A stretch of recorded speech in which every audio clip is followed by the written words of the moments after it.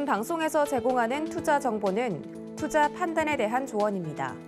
방송에서 제공하는 주식의 가치, 가격 상승 및 가격 하락에 대해서는 방송사에서 보장하지 않습니다. 시청자 여러분 안녕하십니까? 최은정입니다. 오늘 국내 증시 지금 현재 양지수가 모두 빨간불을 켜고 있습니다. 다만 코스피는 어제 2600선을 붕괴한 이후로 아직도 회복은 못하고 있는 상황인데요. 어제 종가 기준에서 등락을 거듭하고 있는 코스피에 반해서 코스닥은 1% 가까이 올라와 있는 상황입니다. 어제 코스피, 코스닥 지수 모두 장중, 연중 최저치를 갈아치우는 모습을 나타냈습니다. 이런 공포장에서도 개인 투자자들은 종목을 팔기는커녕 줍줍하고 있다라는 기사가 나왔는데요. 최근 급락한 종목 위주로 매수세가 나타나는 것으로 분석이 되고 있습니다. 관련 이슈 짚겠습니다. 이슈 브리핑 시작합니다. 어제 코스피 지수는 장중에 2,553포인트까지 밀려나서 연 이틀 장중 최저치, 연중 최저치를 기록했지만 오후 들어서 낙폭을 줄이면서 2,600선 가까이까지 올라왔습니다. 코스닥 역시 장중 831포인트까지 떨어졌다가 오후 들어서 850선 위로 회복하는 모습을 보였는데요. 이 가운데 지수를 가까스로 방어하는 데는 개인 투자자들의 순매수가 있었습니다. 이달 들어서 전체적으로 2월부터 10일까지 개인 투자자들 또 코스피, 코스닥 매매 동향을 살펴보면요. 개인들은 코스피 시장에서 1조 8,179억 원을 순매수한 것으로 나타난 반면에 외국인과 기관은 각각 9,243억 원, 1조 141억 원을 순매도했습니다.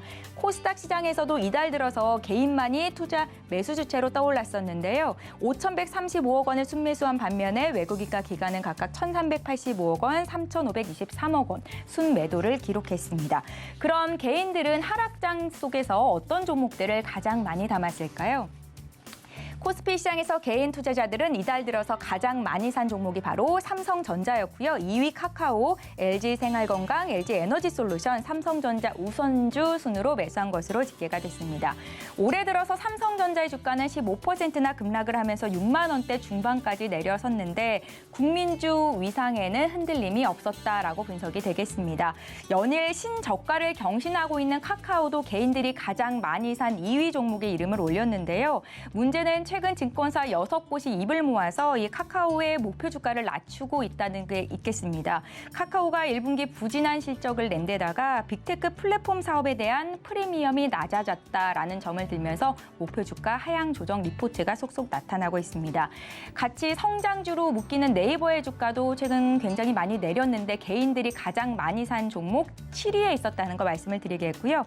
주가 바닥권을 맴돌고 있는 LG 형제들도 개인들이 가장 많이 산 종목 중에 있었습니다. 코스닥 쪽도 살펴볼까요?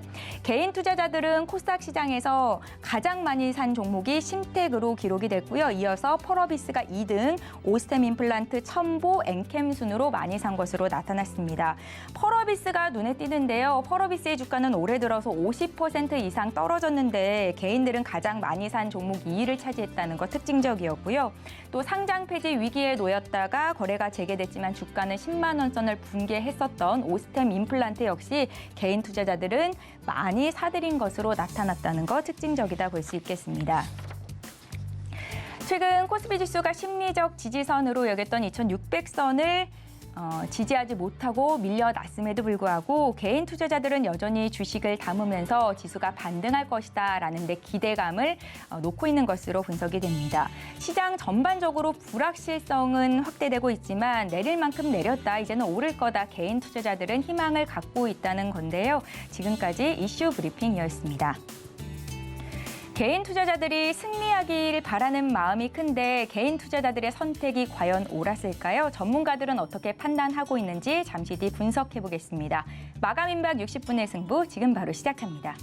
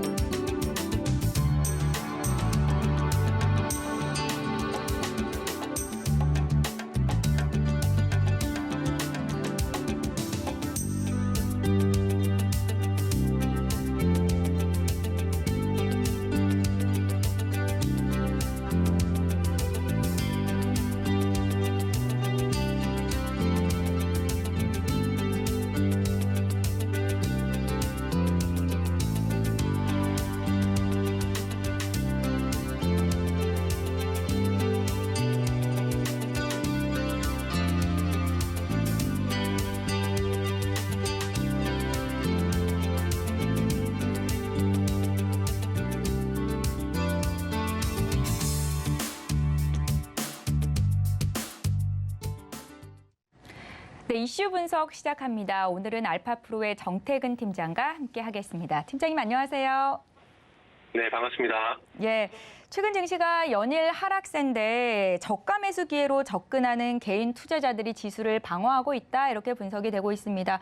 코스피가 2,600을 깬 상황에서도 개인들은 순매수에 대응하는 모습을 나타내고 있는데요. 이 같은 수급 상황에 대해서 좀 어떻게 분석하고 계십니까? 이렇게 말씀드리면 어떻게 생각하실지 모르겠는데 일단 하락장에서 항상 봐왔던 패턴이기 때문에 놀랍지는 않다라고 좀 말씀을 드려야 될 것 같습니다. 어찌 보면 개인 투자자분들이 가장 큰 애국자라는 말씀도 좀 드려야 될 것 같은데 어쨌든 증시 하락을 방어하기 위해서 상당히 많이 노력을 하고 있다라는 점이 상당히 칭찬을 해야 될까요? 이런 부분들이 상당히 긍정적으로 일단 봐진다는 말씀 좀 드릴 수 있을 것 같습니다. 그래서 증시 하락기 항상 개인들은 매수에 대응을 하고 있는데 일단은 초반에 브리핑에도 나갔지만은 올해 5월 들어서 개인들은 2조 원이 넘는 현재 매수를 하고 있는 상황입니다. 그리고 가장 근래에 한번 예를 들어보게 된다라면은 우리가 기억하시겠지만은 2020년대 코로나 때도 마찬가지로 개인들은 증시에서 매수에 나서는 모습들이 나타났었습니다. 그때 당시에 코스피 지수가 1,439포인트까지 하락을 했었는데 그때 당시에 개인들은 7조 8천억, 그러니까 7조 9천억 가량이 되는 금액들을 매수를 했었습니다. 그러나 반대로 외국인 같은 경우에는 5조 7천억 그리고 기관 같은 경우는 1조 4천억이 넘는 매도를 했었는데 이 코로나 때였던 그 비교를 해드리듯이 사례를 말씀드리듯이 항상 증시 하락기에 개인들은 항상 매수에 나서는 모습들이 나타났습니다. 그리고 이번에도 마찬가지고요. 일단은 개인들은 5월달 들어서 2조가량 현재 매수를 하고 있는 상황들 속에서 반대로 예상하시겠지만은 외국인과 기관은 현재 1조 그리고 기관 한 1조 2천억가량 매도를 하고 있는 상황입니다. 그런데 시장 전체적으로는 현재 매도를 하고 있는 상황이지만 종목별로 보게 된다면 외국인들도 그리고 기관들도 매수를 하고 있다고 보는 게 맞을 것 같습니다. 오늘 외국인과 그리고 기관이 매수하는 종목들을 살펴보게 된다면은 삼성전자란지 그리고 LG화학이란지 그리고 페노션이란지 이런 종목들을 매수를 하고 있는 상황이기 때문에 외국인과 기관들이 시장 전체적으로는 매도 우위를 보이고 있지만은 종목들 다 팔고 있다 이렇게 보기는 좀 힘들 것 같습니다. 아시겠지만 우리가 HTS 상에서 보고 있는 수급 같은 경우에는 이게 순수하게 전부 매도가 아니라 매수와 매도 금액을 뺀 부분이기 때문에 매도가 우위를 보이는 것도 맞지만은 또 매수를 보이고 있다는 점도 우리가 감안을 해야 되는데 그런 측면에서 봤을 때 어쨌든 외국인들이 증시 하락기에 삼성전자와 그리고 LG화학을 사고 있다. 외국인도 어찌 보면은 개인과 마찬가지로 종목별로는 현재 저가 매수에 나서고 있다는 점 보는 게 맞을 것 같습니다. 그러면 외국인과 비슷한 아이디어로 이 저가 매수에 나서고 있는 상황인데 중요한 건 시장 하락기에 저가 매수를 잘 하고 있는 부분들은 상당히 칭찬받아 마땅하다고 생각을 하고 있습니다. 그리고 상당히 적극적인 어떤 시장 참여 이런 것들도 좋은 모습으로 보여지고 있는 상황이고요. 하지만 반대로 이제 시장이 영원히 하락하지는 않지 않겠습니까? 그러면은 앞으로 시장이 또 상승으로 전환될 가능성이 상당히 높은데 시장 상승기로 전환됐을 때 이 지금의 초심을 지금의 어떤 전략을 계속 지켜가는 것이 좀 중요하지 않을까라고 생각을 하고 있습니다. 무슨 얘기냐면은 지금 개인들은 코로나 때도 그렇고 지금도 그렇고 저가 매수 잘하고 있는 상황입니다. 그런데 증시가 상승으로 전환되고 난 이후에 이 매수한 종목들을 좀 끈질기게 유지를 하면 좋을 텐데 반등이 나올 때 일찌감치 매도로 대응한다는 것들이 상당히 좀 아쉽습니다. 그래서 이게 어찌 보면은 증시 하락기에 저가 매수가 된 부분도 분명히 있겠지만은 아마 손절 물량도 분명히 있다라고 생각이 듭니다. 그래서 참 증시라는 것들이 참 아이러니컬하게도 누가 수익이 나면은 또 누가 손실이 날 수밖에 없는 구조다 보니까 이런 현상이 좀 발생이 되는데 어쨌든 결론적으로 말씀드리고 싶은 부분은 저가 매수는 잘하고 계시는데 이제 앞으로 시장이 안정을 찾게 된다라면 그때 가서 조금 끈기 있게 종목들을 보유를 하게 되면서 손실 보전보다는 아무래도 수익을 좀 극대화시키는 그런 전략을 외국인과 좀 가져갔으면 좋겠다는 말씀을 드리도록 하겠습니다. 예, 개인들이 저가 매수에 나서고 있는 것 이건 잘하는 부분인데 다만 수익으로 연결시키지 못하고 있는 부분에 아쉬움을 표현하셨다라고 분석이 되고 있습니다. 제가 말씀을 듣기로는요. 증권사들이 주요 기업들의 목표 주가를 좀 하향 조정하고 있다라는 뉴스가 나오는데요. 증권사들이 이렇게 보수적으로 행보를 좀 바꾼 이유는 어디에 있을까요? 이것도 시장이 하락하기 때문에 그런 게 아닐까라는 말씀을 드리고 싶습니다. 시장이 하락을 하다 보니까 종목들의 주가도 하락을 하게 되고, 종목들의 주가가 하락하게 되면은 증권사에서 제시했던 목표 주가와는 상당히 거리가 멀어질 수밖에 없습니다. 그러면 아무래도 리포트했던 신뢰도가 떨어질 수밖에 없는 상황이기 때문에 주가가 하락을 할수록 아무래도 그 목표 주가를 하향 조정할 수밖에 없다고 봐야 될 것 같아요. 그래서 어찌 보면은 저 개인적으로는 단순히 가격 변동에 의한 조정이라는 말씀을 좀 드리고 싶은데, 물론 전체적으로 다 가격 변동에 의한 조정은 아니라고 생각하고 있습니다.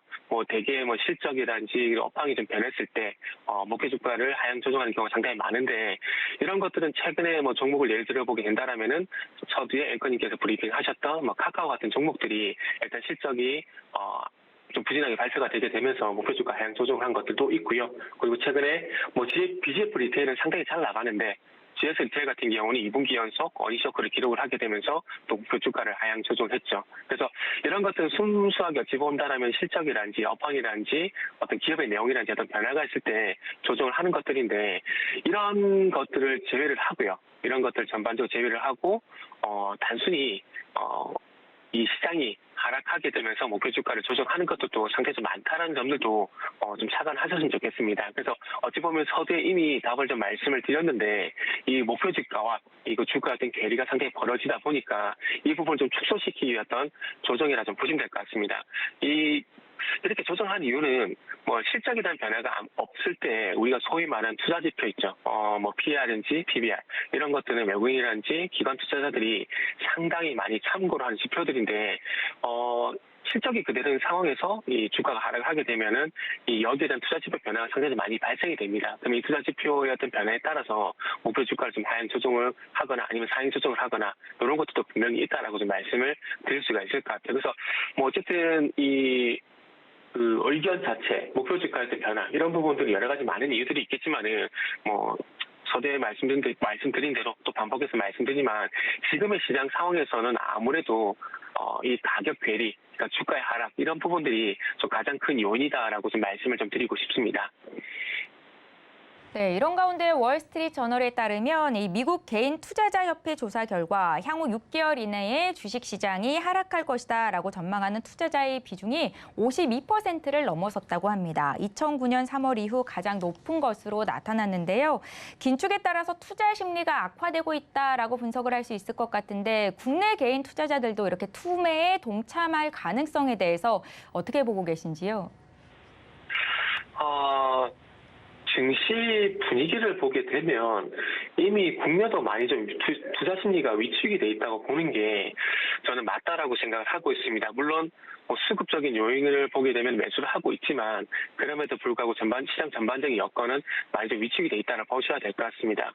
그런 부분들은 증시 거래 대금 이런 부분들이 가장 좋은 지표라고 좀 볼 수가 있는데, 아무래도 시장이 상승하게 되면은 내 종목의 어떤 수익률이 올라가기 때문에 당연히 투자 심리는 좋아질 수밖에 없는 부분들이겠죠. 그러나 반대로 최근과 같이 시장이 하락을 하게 된다라면은 또 반대로 투자 심리는 위축이 될 수밖에 없는 부분들이 분명히 있습니다. 그렇기 때문에 증시에 좀 적극적으로 나설 수가 없고, 그리고 가장 중요한 것은 또 서두에 거래 대금을 말씀드렸는데, 증시 시장이 좋으면은 이게 매매가 활발하게 이루어지겠지만은 반대로 시장이 조금 안 좋거나 위축이 돼 있다라면은 이 매매가 조금은 줄어들 수밖에 없습니다. 그래서 이 거래가 줄어들었다는 것들을 좀 투자 심리가 위축이 됐다고 좀 볼 수가 있다고 보시면 될 것 같습니다. 그래서 이미 많이 위축이 돼 있는 상황이기 때문에 결론적으로 이제 앞으로는 투자 심리 위축이 동조화가 될 가능성은 저는 좀 낮다라고 생각을 하고 있습니다.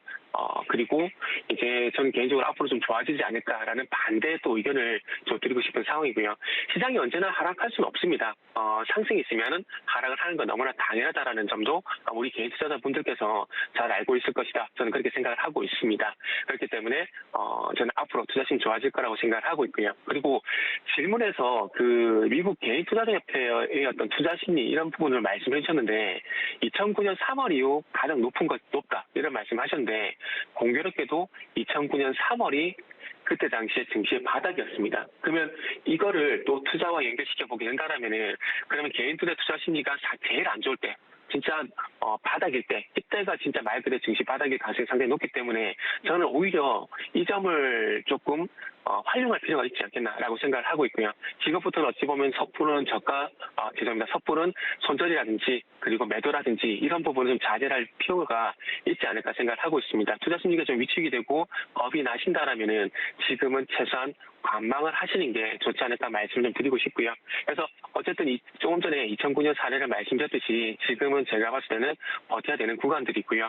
시장에서 얘기하는 악재들 같은 경우는 제가 봤을 때는 크게 문제가 되지 않는다라고 생각을 하고 있습니다. 하지만 이 악재들에 대해서 이 가격 조정이란지 그리고 가격 위치라든지 이런 부분들을 솔직히 말씀드려서 점쟁이처럼 찍을 수는 없는 상황입니다. 예를 들게 되면 2,531포인트에 딱 찍고 올라갈 것이다. 이런 부분들은 어렵기 때문에 좀 쉽지 않은 부분들이고요. 하지만 서두에 말씀드렸듯이 증시에서 나올 만한 악재들과 이런 부분들이 어떤 영향이 미칠지에 대한 부분들은 시장에 충분히 좀 반영되고 있는 상황이기 때문에 너무 겁먹을 필요 없이 그리고 너무 안 좋게 올 필요는 없다라는 말씀을 드리도록 하겠습니다.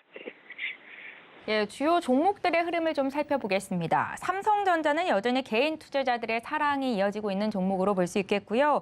반면 개인 투자자들이 가장 많이 팔고 있는 종목 중에 1위가 또 기아인 걸로 나타났는데요. 개인들은 왜 이렇게 주가와 반대로 가는 선택을 하는지 모르겠습니다. 기아 같은 경우에는 최근 증권사 또 많은 전문가들의 추천주이기도 한데요. 이렇게 엇갈린 수급 양상은 왜 나타나는 겁니까? 네, 저도 앵커님 말씀에 전적으로 동의를 합니다. 우리 개인들만 이런 패턴을 보여야 될지 참 저도 상당히 좀 안타까운데 그걸 알면서도 항상 증시에서는 이런 패턴이 나타날 수밖에 없습니다.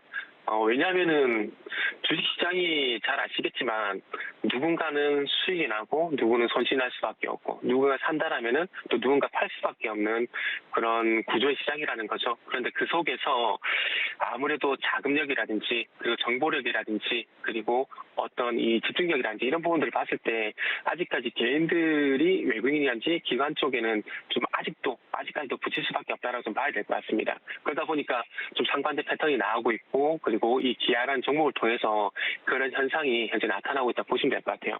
뭐 개인 같은 경우에는 1월 10일 이후에 저가 매수 상당히 좀 잘했다라고 생각을 하고 있습니다. 그런데 3월 30일부터 기아 같은 경우는 개인 투자자분들께서 전반적으로 매도로 전환이 되고 있는 상황이더라고요.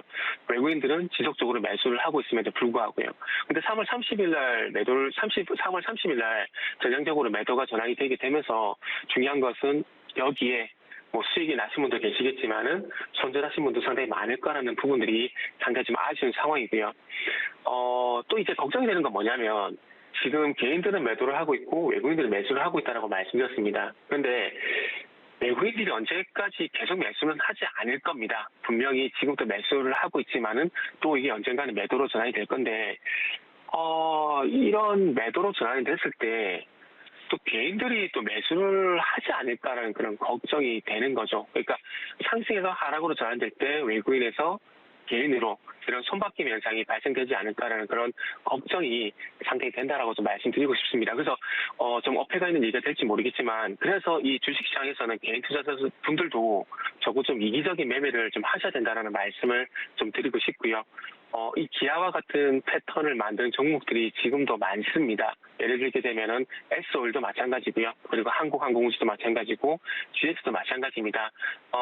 우리가 HTS는 모두 다 사용을 하기 때문에 거기서 종목별 수급 동향을 살펴보게 되면은 기아와 같은 패턴으로 S오일이란지 한국항공우주는 종목들이 외국인 기관과 그리고 개인들은 반대를 보이는 패턴들을 만들어가고 있는 상황입니다. 그리고 최근에 HMM이 또 개인들이 매수를 하게 되면서 굉장히 좀 반등이 나오고 있는 상황인데 또 섣부른 또 빠른 매도를 하셔가지고 또 기아와 같은 그 패턴이 나오지 않았으면 좋겠습니다. 나오자면 좋겠는데 어쨌든 뭐 결론을 내보자면은 참 앵커님께서 안타깝게 말씀하셨지만은 그런 패턴이 뭐 계속해서 발생될 수밖에 없는 부분들이고 그렇게 되는 부분들은 아직까지 개인들은 외국인과 기관 대비해서 정보력이라든지 수급의 힘이라든지 이런 부분들이 약하기 때문에 좀 어쩔 수 없는 현상이다라는 말씀을 좀 드리면서 마무리하도록 하겠습니다.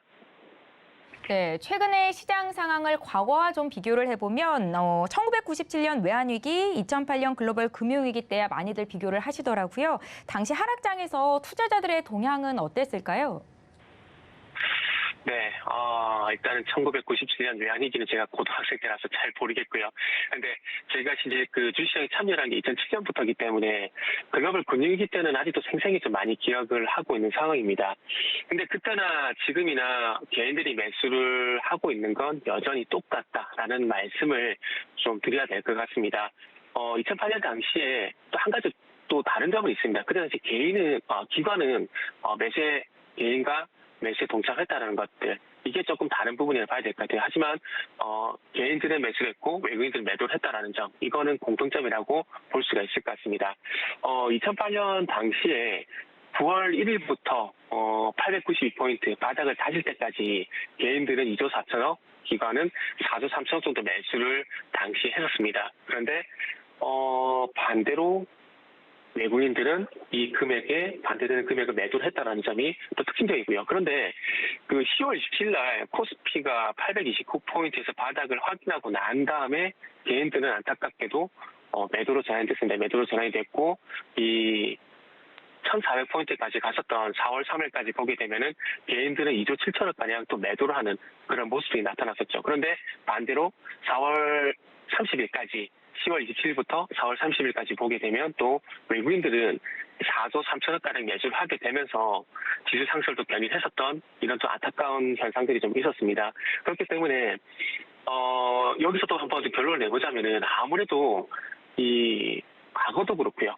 지금도 그렇고 이게 다른 매매 패턴이 나타나고 있고 결국 수익이 나는 건 외국인들이기 때문에 어찌 보면 좀 제가 앞 질문에서 좀 이기적이자라고 좀 말씀드렸는데 주식시장에서는 외국인을 보든지 아니면 기관을 보든지 참고하시면서 우리 개인들이 퍼스트 무버가 되기는 상당히 힘듭니다. 그렇기 때문에 어쩔 수 없이 패스트 팔로우 전략으로서 눈치를 잘 살펴서 외국인과 기관이 가는 쪽으로 빠르게 따라붙는 게 저는 방법이라고 생각이 듭니다. 그렇기 때문에 앞으로도 뭐 외국인 기관을 맹신하라는 건 아니고요. 맹신하라는 건 아니고 외국인과 기관의 어떤 사례를 좀 참고하시게 되면서 이런 부분들을 조금은 본인 각각 수익률을 좀 극대화할 수 있는 그런 전략으로서 좀 참고 자료를 좀 많이 활용을 하셨으면 좋겠다라는 말씀을 드리면서 마무리하도록 하겠습니다. 예, 하락장 속에서 개인 투자자들의 매매 패턴에 대해서 분석을 해봤는데요. 지금 시점에서 그럼 개인들을 위한 투자 전략을 어떻게 가져가면 좋을지 의견 듣겠습니다. 네, 지금은 뭐 현금이 있으시다면 현금 보유를 하시고요. 그리고 저가 매수 하셔도 충분히 가능하다 생각하고 있습니다. 지금 개인 투자자분들이 저가 매수 하고 있으신데 저는 그거 참 잘하고 계시다라고 생각을 하고 있습니다. 단지 상승이 나올 때 좀 빠른 매도는 하지 말자라는 말씀을 좀 드리고 싶고요. 여러 가지 우려 요인들이 있는 건 사실입니다. 사실이지만 이런 문제들이 조만간 증시에 선반영될 거라는 거는 아마 앞으로 분명히 나타날 겁니다. 과거에 2018년도에 미국과 중국의 무역 분쟁이 시작했고요. 그리고 2020년 3월 달에 코로나도 마찬가지고요. 그래서 이런 것들이 이런 과거 사례를 참고해 봤을 때 지금도 시간이 지나면 물론 지나갈 겁니다. 그렇기 때문에 잘 버티시고요. 잘 버티시고 마지막으로 말씀드리고 싶은 건 다시 한번 말씀드리지만 섣부른 손절은 하지 말자. 섣부른 매도는 하지 말자. 이 말씀 좀 드리면서 지금 시장에서 잘 버티세요. 버티시면 분명히 시간이 지났을 때 6월달, 7월달이 되고 하반기에 갔을 때는 분명히 지금 이 버텼던 것들이 수익으로 분명히 저는 나타날 거라고 생각하고 있습니다. 그래서 어떻게든 잘 버티자라는 말씀을 드리도록 하겠습니다. 예, 오늘 이슈 분석 알파프로의 정태근 팀장과 함께했습니다. 말씀 잘 들었습니다. 네, 감사합니다.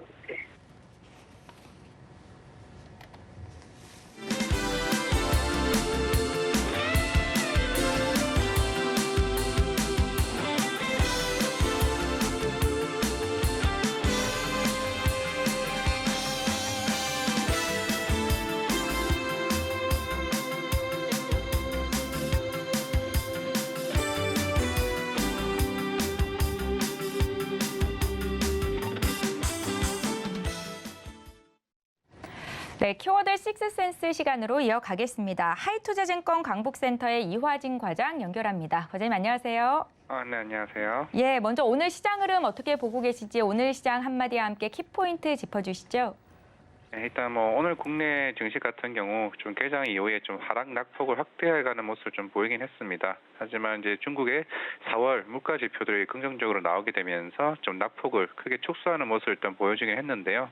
일단 하지만은 이제 외국인 수급이 좀 꾸준하게 매도세를 좀 확대해 나가는 모습이면서 오늘 밤에 있을 이제 CPI 좀 물가 지표를 좀 앞두고서 좀 경계감을 좀 가져가는 모습을 좀 보여주고 있습니다. 일단 CPI는 전월 8.5% 나왔고요. 이번에는 좀 컨센이 8.1% 정도 좀 잡고 있기는 합니다.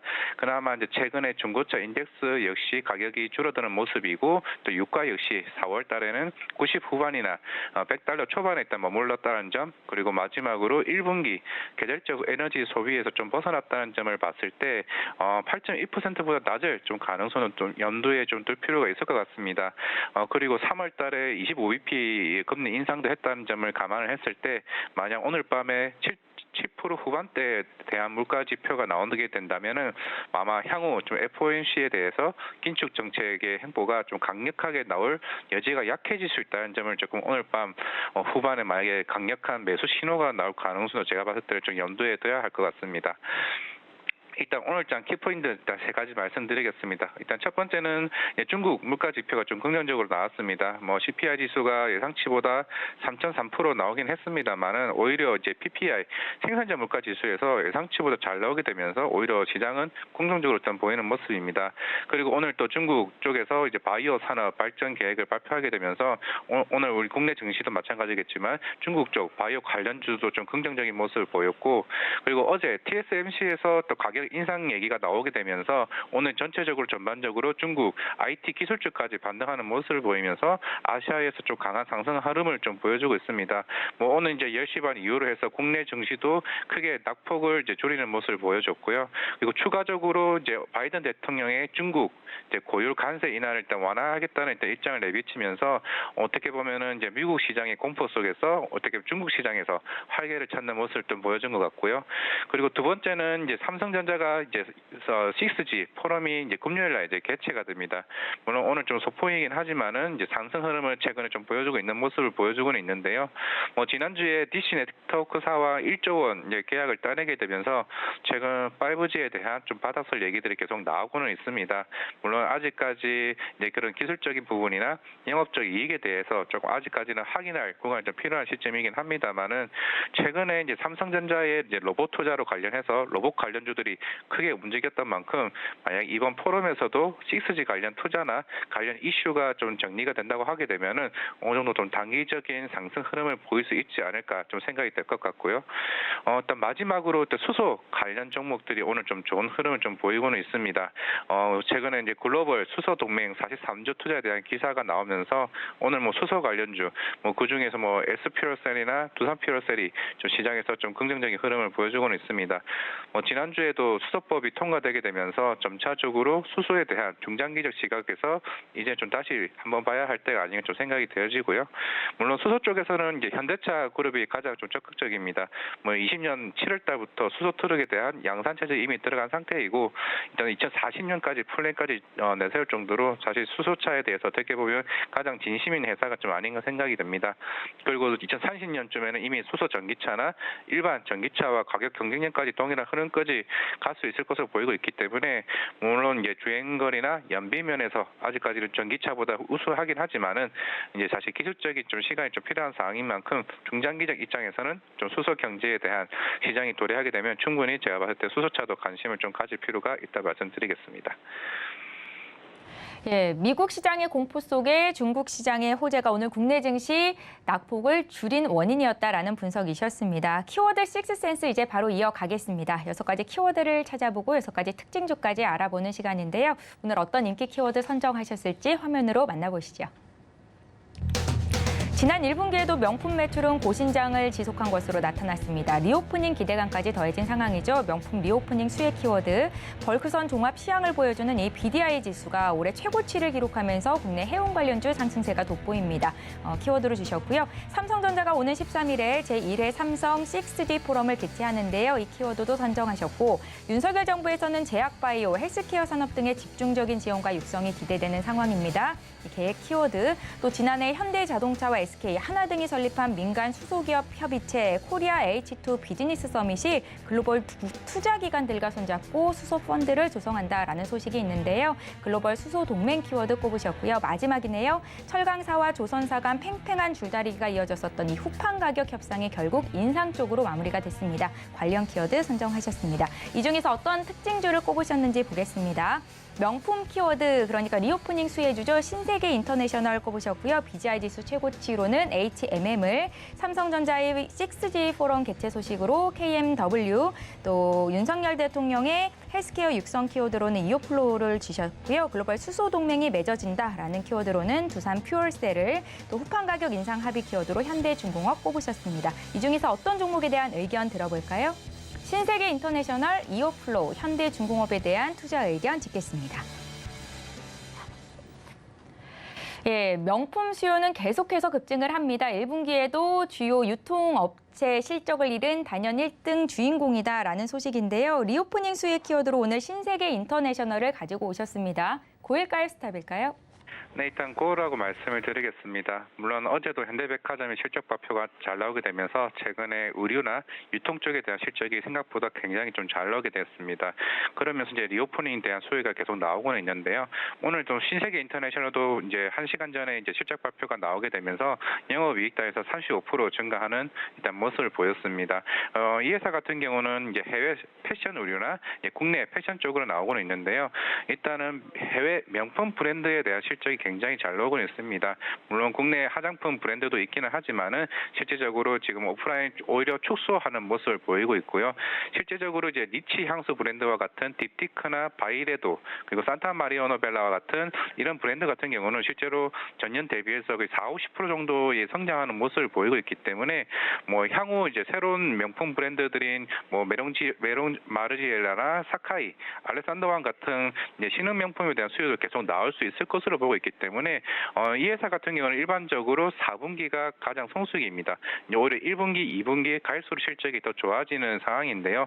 그만큼 올해부터 리오프닝이 본격적으로 되게 되면서 분명 전년도보다 실적이 계속 나아지는 모습이 나올 수 있을 것으로 보고 있습니다. 다른 이제 유통회사와 달리 신세계 인터내셔널 강점이 결국 수입 브랜드에 대한 MD 능력이 굉장히 큰 부분이기 때문에 여기서의 성장이 이제 올해는 좀 꾸준히 더 나올 것으로 보고 있고요. 그리고 자체 이제 플랫폼을 가지고 있는 SI 빌리지 같은 경우도 전년 대비 2,300억 정도가 나왔지만은 올해 한 3,000억 정도에 대한 거래가 나올 것으로 보고 있기 때문에 전반적으로 실적이 꾸준하게 나오게 된다고 했을 때 지금 시장이 굉장히 오졌지만 신세계 인터내셔널을 가지고 있다면은 좀 안정적인 성장으로 조금 나올 수 있지 않을까 싶고요. 지금 가격대는 한 33,000원 가격대이긴 하지만은 중장기적으로 4만 원대는 무난히 갈 수 있지 않을까 그렇게 생각을 해보고 있습니다. 예, 신세계 인터내셔널 고 의견 들어봤고요. 다음 키워드 보겠습니다. 정책 수혜주죠. 헬스케어 쪽에서는 이오플로우를 주셨거든요. 고일까요, 스탑일까요? 이오플로우도 고라고 일단 말씀을 드리겠습니다. 사실 뭐 이오플로우 같은 경우는 우리 당뇨병 환자들에 대한 인슐린 주입, 이오 패치를 일단 만드는 회사인데요. 그동안 주가가 빠졌다는 부분은 사실 건강보험 등재가 계속 지연됐다는 부분입니다. 하지만 어제 취임사에도 나왔고 이제 이번 바이오 헬스케어에 대한 부분들이 만성 질환이나 중증 질환에 대한 건강보험 등재에 대한 부분이 나왔습니다. 제약바이오 혁신위원회도 설치를 하게 되면서 오히려 이러한 부분들을 더 빠르고 신속하게 보험 등록을 할 수 있다는 부분인데요. 이 회사 같은 경우는 미국의 인슐린 회사가 시장을 전 세계 시장을 독점을 하고는 있지만은 오히려 가격 경쟁력이나 기술력적인 면에서 10%만 침투를 한다고 했을 때도 매출이 100억 이상, 그래서 1,000억까지 갈 수 있다는 잠재력이 있는 회사입니다. 그만큼 이제 유럽이나 남미나 그리고 중동과 같은 이미 인프라가 이미 다 쌓여져 있습니다. 그만큼 유럽 CE 인정을 받았고 CR처까지 다 인정받은 상태에서 이제는 건강보험 등재와 같은 부분들이 올해부터 매출이 나오게 된다고 하게 되면은 이제 작년까지는 매출이 해봐야 이제 10억, 20억밖에 안 나오던 회사지만 올해부터 매출이 100억 이상이 나올 준비가 이미 세팅이 되어 있는 상태에서 본격적으로 이제 매출이 나올 수 있다 보고 있고 내년쯤에는 한 400억 정도, 2025년에는 1,000억까지 나오는 매출이 나오는 회사이기 때문에 지금부터는 이제 오히려 윤석열 헬스케어 중에서 이런 헬스기기, 의료기기에 대한 부분들의 관심을 가지면 되지 않을까 생각하고 있습니다. 예, 이제 마지막 키워드입니다. 후판 가격 인상 키워드로 현대중공업을 주셨거든요. 고일까요? 스탑일까요?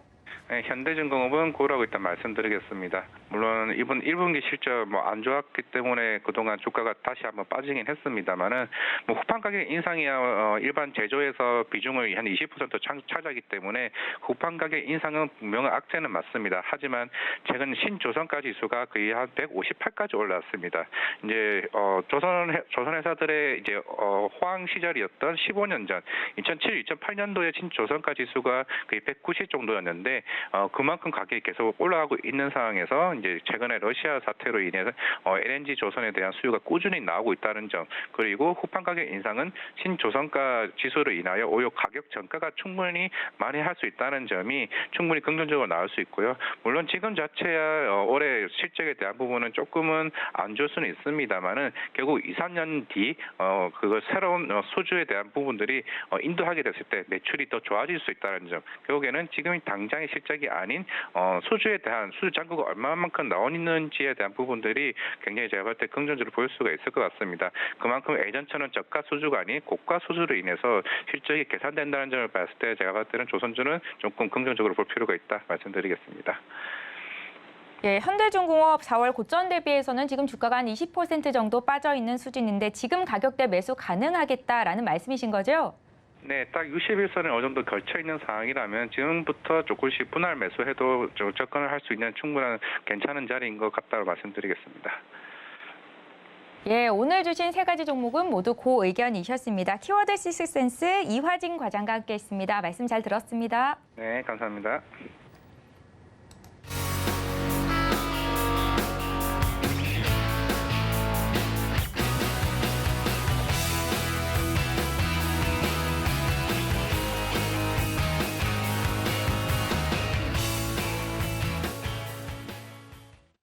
예, 장 마감을 3분여 앞두고 있는데요. 마감 예상 체결 지수 보겠습니다. 먼저 코스피 시장으로 가보시죠.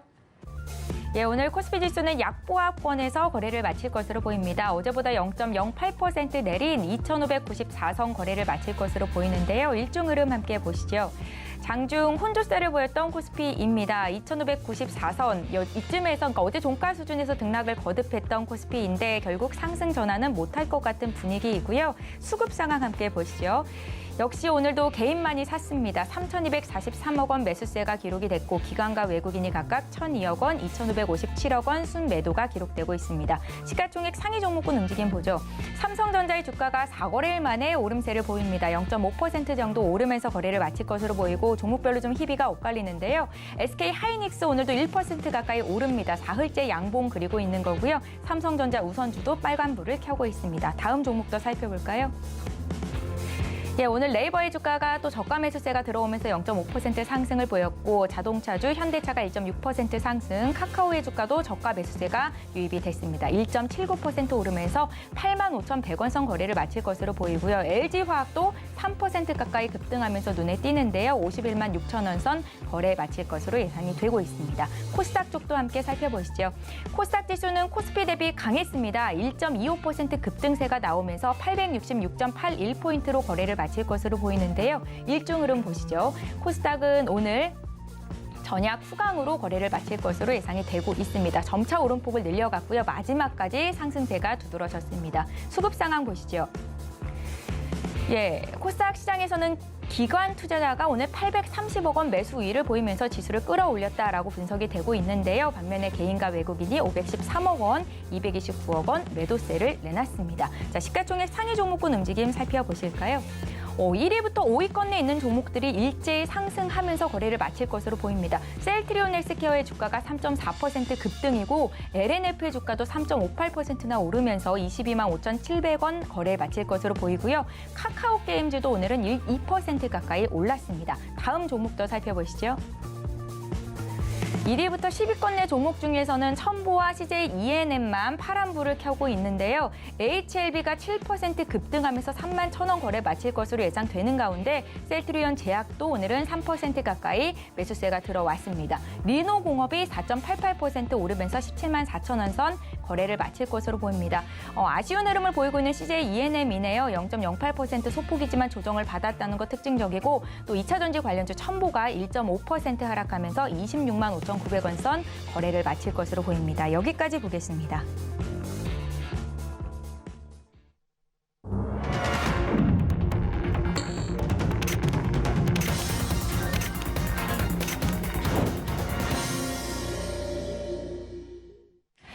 네, 이정수 파트너 연결해서 마감 전략 짜겠습니다. 신해한수 이정수 파트너 전화 연결해볼까요? 파트너님 안녕하세요.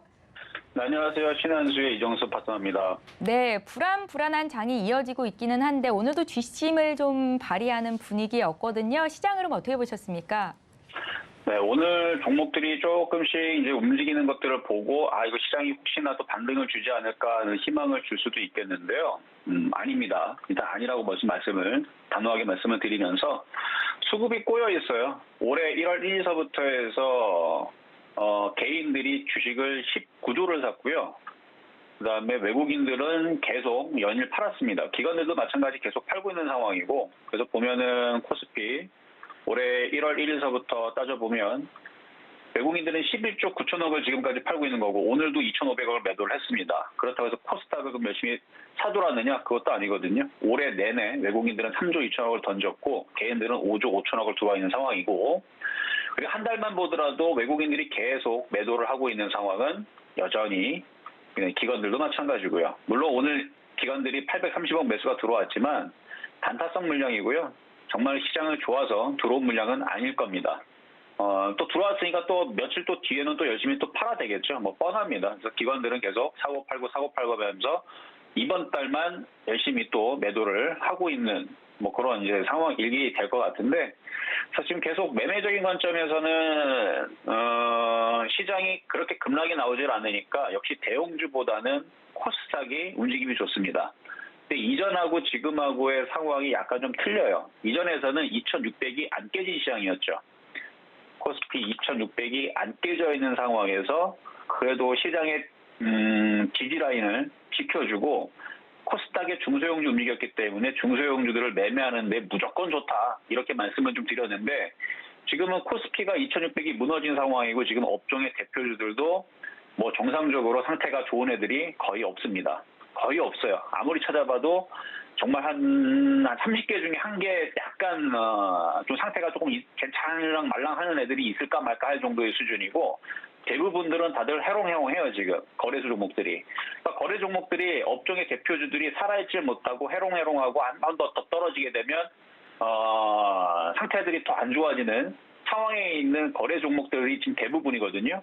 그러면 거래소가 흔들리기 시작하게 되면 코스닥은 나중에는 더 많이 빠집니다. 원래 장이 나쁠 때에서는 아직은 아니지만 아직 지금보다 한 번 더 떨어지고 상태가 더 안 좋아지는 코스피의 흐름들이 나오게 되면 코스닥은 갑절로 2배 이상 더 떨어지는 상황으로 바뀔 겁니다. 아직까지는 코스닥의 흐름들이 좋은데 이게 상황이 그렇게 좋진 않다는 얘기예요. 그러니까 코스닥에 있는 중소형주들이 오늘도 뭐 음식업종서부터 해갖고 뭐 일부 종목들, 화장품 업종이라든지 아니면 오늘 해운 업종이라든지 아니면은 뭐 몇몇 종목들의 테마주들이 이제 움직임이 좀 좋았는데, 그쪽이 좋다 그래서 시장이 살아 올라가거나 강하다라고 보시면 안 되고, 반드시 시장의 업종의 대표주들이 급등은 하진 않더라도 살아 올려놔야 됩니다. 예를 들어서 뭐 삼성전자, 뭐 하이닉스가 있을 거고, 건설주에 현대건설이 있을 거고, 뭐 증권주에 삼성증권이 있을 거고, 그렇죠? 업종의 대표주들, 뭐 조선주에 뭐 현대미포조선이라든지 한국조선해양이라든지 뭐 등등의 종목들이 있을 것인데, 일단 얘들이 저점이 깨지면 안 되고요. 현대제철도 마찬가지고 포스코도 마찬가지고, 포스코홀딩스죠. 그래서 그런 종목들이 저점이 깨지면 안 되고 저점을 지지하고 좀 강하게 좀 버티는 모습을 보여줘야 되는데, LG전자처럼 이게 저점이 깨진다라든지, 아까 전에도 잠깐 봤지만 뭐 카카오라든지 카카오게임즈라든지 이런 종목들이 지금 간신히 버티고 있는 느낌일 뿐이지 오늘 2% 반등 나왔다고 상황이 역전되거나 좋아지는 경우가 아니라는 얘기예요. 아직은 몰라요. 이게 강하게 들어올려야 됩니다. 그러니까 삼성전자를 비롯한 업종의 대표주들을 일단은 강하게 들어올려놓고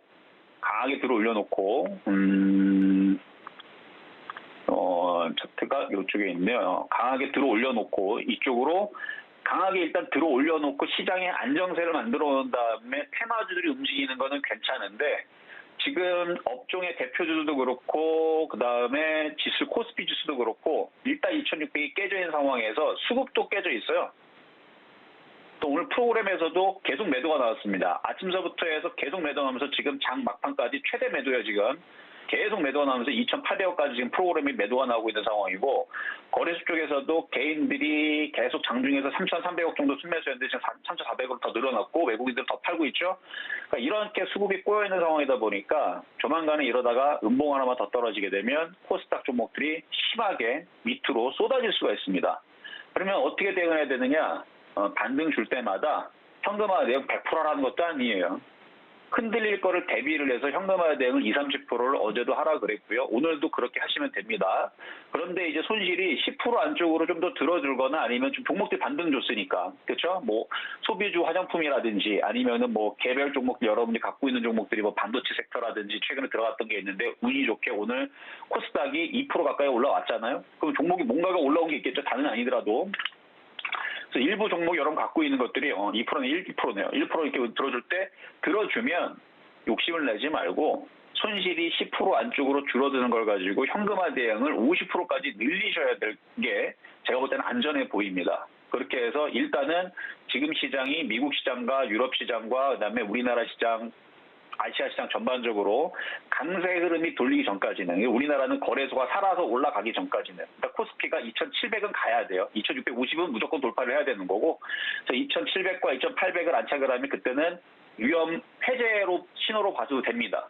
매매를 돼요. 근데 결국은 저는 또 빠진다고 보는 거예요. 2,700, 2,800 올라간다 해서 계속 시장이 상승하고 가는 게 아니고 결국은 올해 안에서는 크게 빠질 겁니다. 그게 한번 나와줘야 돼요. 지금 나오든 올 여름에 나오든 올 가을에 나오든 한 번은 떨어져야 돼. 이미 기조가 한번 하락을 흘렀기 때문에 그런 건데 어쨌든 간에 현금화 대응 어느 정도 해놓고 기다리고 있으면 시장이 다시 재차 하락하는 흐름이 나오면 그때가 기회가 되는 겁니다. 그러니까 안 좋은 얘기만 계속해갖고 여러분들이 겁이 날 수도 있는데 어느 정도 현금화를 해놓으면 급락하거나 하락하게 되면 그게 엄청난 기회가 됩니다. 자, 그 얘기를 이번 주 이제 토요일 또 강연회에서 얘기를 또 할 겁니다. 그래서 그런 강연회에서 왜 기회가 되는지 궁금하신 분들은 그때 와서 물어보시고 그때에서 얘기를 해드릴 거고요.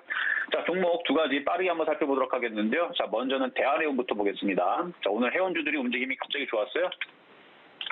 왜 움직이나 이슈를 봤더니 BDI 운이 지수가 올해 최고치라고 합니다. 그래갖고 움직였는데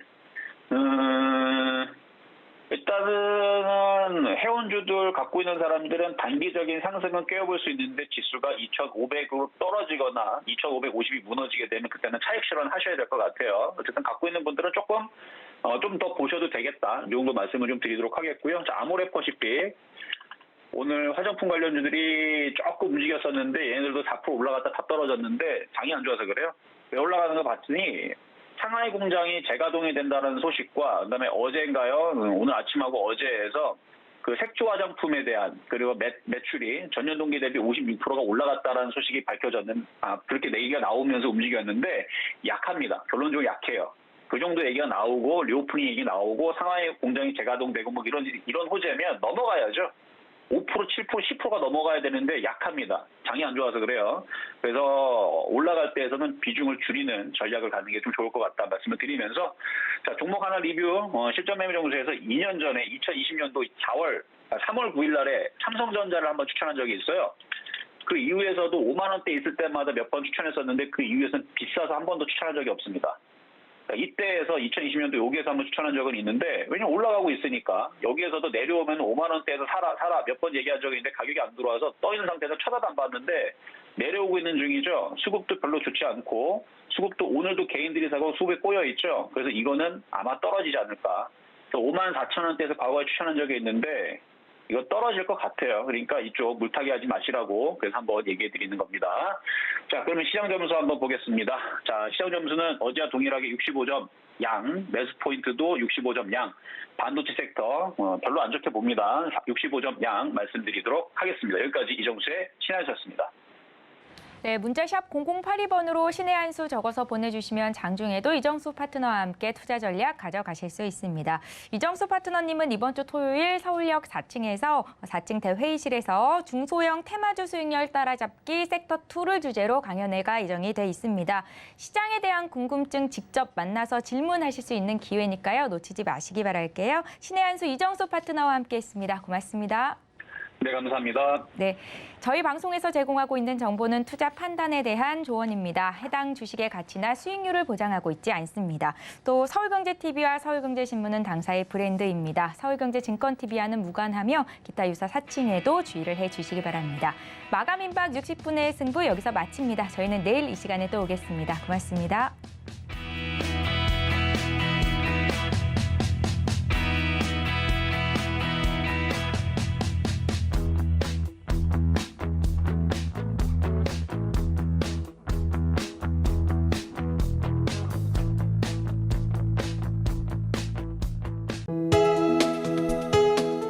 본 방송에서 제공하는 투자 정보는 투자 판단에 대한 조언입니다. 방송에서 제공하는 주식의 가치, 가격 상승 및 가격 하락에 대해서는 방송사에서 보장하지 않습니다.